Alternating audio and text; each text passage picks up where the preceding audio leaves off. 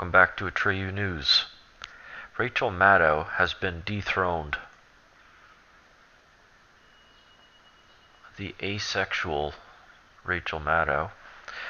After Fox's The Five moved to replace Tucker Carlson's 9 p.m. slot, the show has been dethroned Rachel Maddow as the most watched cable news host for the coveted 25 to 50-year-old demographic. From The Hill, in a closely watched matchup of two distinctly different programs, Fox News' The Five beat MSNBC's red-hot Rachel Maddow show. You know society's screwed up when they have a transsexual as the highest rating show. In their first head-to-head matchup at 9 p.m. on Monday, according to the preliminary Nielsen data. The Five, a roundtable opinion show that was moved from 5 p.m. to 9 p.m. to replace Tucker Carlson's show after he moved to 8 p.m., registered 2.7 million total viewers and 568,000 viewers in the coveted 25 to 50-year-old demographic on Monday night. Even for the mainstream media, that's fairly serious numbers. Nowhere near the underground media that we represent, though, not even close. Maddow, who finished March as the most watched host in cable news in that demographic, finished second in both categories with 524,000 viewers in the younger demographic and 2.18 million total views. Jake Tapper, who's CNN's breakout star of the 2016 election, on Monday began a week of hosting primetime specials focusing on President Trump's first 100 days in office that included Monday's town hall with the Ohio Governor John Kasich. The special delivered 882 total viewers and 305,000 in the younger demographic.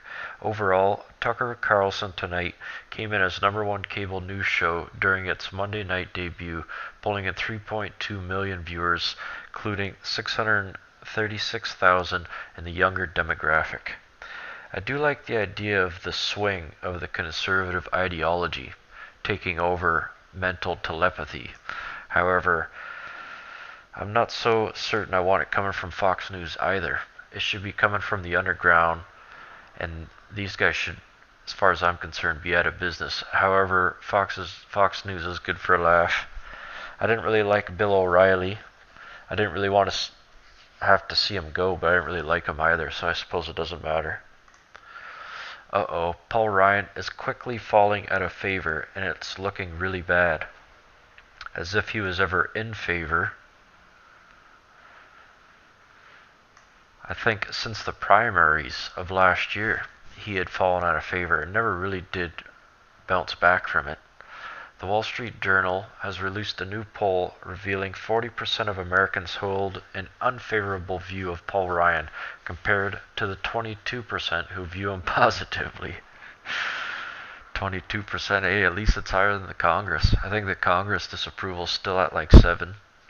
The Wall Street Journal, 40% of Americans hold an unfavorable view of Ryan, right? View him positively, according to the poll. The numbers represent a major decline in popularity since February, when Ryan's net favorability was only 1 percentage point negative. The same drop in support is mirrored among Republican poll respondents, with net favorability failing from 49 points to 23 in the same period. Somehow I doubt it's that dramatic, but it is true that the Republicans, the mainstream neocons, and the Democrats represent two wings of the same bird. That, to this day, is still true. The difference is Trump. Ryan's drop in popularity was more significant than among the low rating for Congress as a whole. The percentage of those with a favorable view of congressional performance fell from 29 to 20. Ooh, that's bad. The drop among Republicans was more significant, failing to a mere 31% from the high 40s. This outpouring of disapproval comes after Speaker Ryan spearheaded the abortive effort to repeal and replace Obamacare with his own American Health Care Act, and we should be so glad that it failed when it did. The bill had to be withdrawn for lack of support and drew criticism from across the spectrum of Republican politics. The perception of Ryan's ability to deliver legislative victories in the House took a major hit in the aftermath of his health care bill's demise, with some members of Congress calling for his replacement. And we all knew that would happen.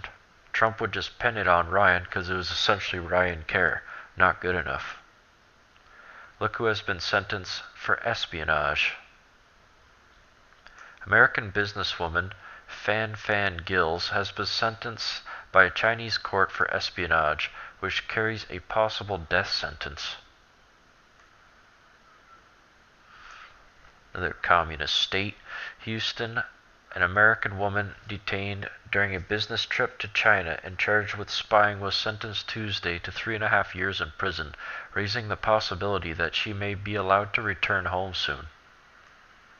Fan Gills has faced an uncertain fate since March 2015 when she disappeared from her group traveling in southern China.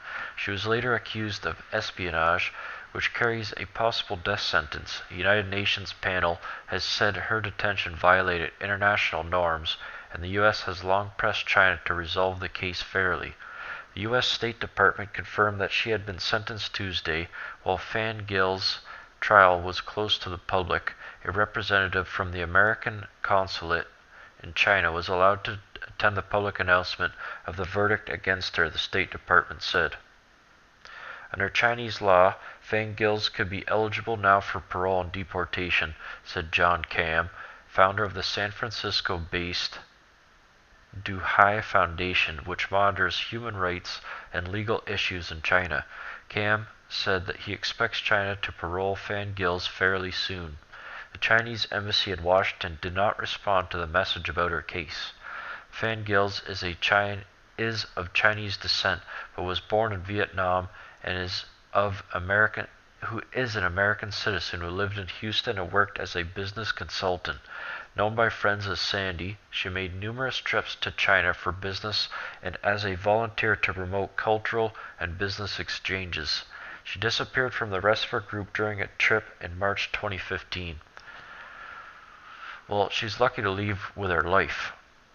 Another country claiming that they are a democratic republic, just like North Korea, a democratic republic. Yet they're communist states. So what's America called? A democratic republic. But it's not full-blown communist. Nor will it. I suppose we would never allow us to lose the war. We would never allow us to lose the war.